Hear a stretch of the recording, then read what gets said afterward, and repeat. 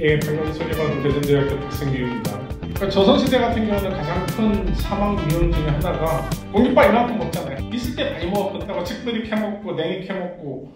이번 특강은 대전권에서 IS 사업에 참여하는 대전대학교, 우송대학교, 그리고 그린바이오 사업에 참여하는 충남대학교 학생들을 위한 자료를 마련했습니다. 네, 여러분 안녕하십니까. 이렇게 만나 뵙게 돼서 반갑습니다.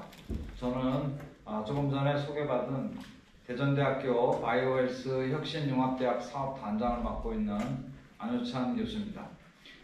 먼저 대전의 서쪽의 끝에서 동쪽 끝까지 오셔서 이렇게 참석해 주신 충남대학교의 우리 이승현 교수님을 비롯한 학생 여러분께 대단히 감사 말씀 드리고요. 참석하신 학생들은 이 첨단 혁신융합대학 사업에 대한 이해와 더불어서 바이오 헬스케어 분야에 대한 앞으로의 미래 가능성 이런 것들을 탐색해 볼 수 있는 소중한 시간들이 되시길 바랍니다. 감사합니다.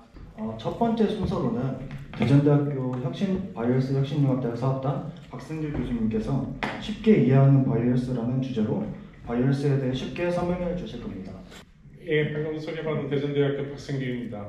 그러니까 조선시대 같은 경우는 가장 큰 사망 위험 중에 하나가 배고파 죽은 사람이 제일 많았대요. 그 다음에 전염병이었고, 그리고 조선시대 말에 외국인 선교사들이 대한민국 사람들이 가장 많이 걸린 질병을 조사해보니까 위장병입니다.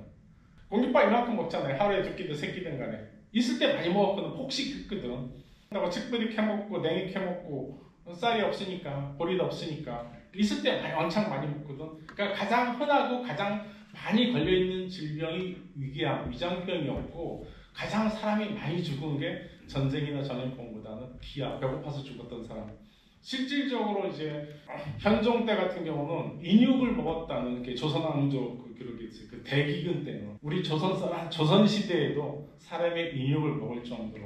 왼쪽에 사진 보면은 이제 진시황하면 떠오르는 게 병마용계이고, 자기가 죽었어도 살았을 때처럼 어떤 영생을 누리겠다. 그리고 불로초, 죽지 않기 위해서 불로초를 구하기 위해서 어떤 전 세계에 사람을 보냈다. 진시황 때부터 지금에 이르기까지 인류의 가장 큰 소원이 죽지 않고 무병장수라고 하는 거죠. 그 다음에 보면은 이제 냉동인간도 마찬가지예요. 이 냉동인간을 했던 게 어떤 아이디어 차원에서 시작된 게 아닙니다. 타임머신처럼 내가 지금 불치병에 걸렸는데 냉동인간 아이디어가 발생이 된 게 지금 기술로는 치료를 못해. 내가 조선시대를 여행하고 싶어서 타임월드를 생각한 게 아니거든요. 내가 지금 기술로는 내 병을 치료를 못하니 앞으로 500년, 1000년쯤 되면은 지금 내가 불치병에 걸렸는데 그때쯤 되면은 내 병을 치료해 줄 수 있지 않을까? 그런 아이디어 차원에서 시작됐던 게 냉동인간 개념입니다. 물론 영화 이제 인터스텔라라든지 뭐 다른 보면 이제 아바타 같은 경우에도 일광년이라고 하죠. 일광년, 이광년. 행성과 행성끼리 갈 때 지금처럼 뭐 하루 이틀 캐스타 가는 게 아니라 일광년 합니다. 이게 사람이 많이 탈수록 감당이 안 되잖아요. 가장 좋은 것은 곰처럼 겨울잠을 자거나 아니면 냉동된 상태로 들어가거나 에너지 소비를 안 하니까 그 다음에 깨어나는 거죠. 그러니까 냉동수면은 냉동인간 개념에서 비롯된 거고 별개의 개념이 아니에요. 그러니까 냉동인간을 어떻게 보면 기획하게 된 동기는 내가 지금 치료를 못하니까 미래에는 치료를 할 수 있지 않을까? 치료받고 다시 오자. 그러니까 사람이 죽음에 대한 두려움 때문에 냉동인간이라는 것을 기획을 하게 된 거고, 실제 전 세계에서 미국이나 러시아 그 냉동인간을 처리하는 기업이 2억 정도를 돈을 받고 하고 있습니다. 한국인도 있다고 합니다. 거기에는 몇 명이.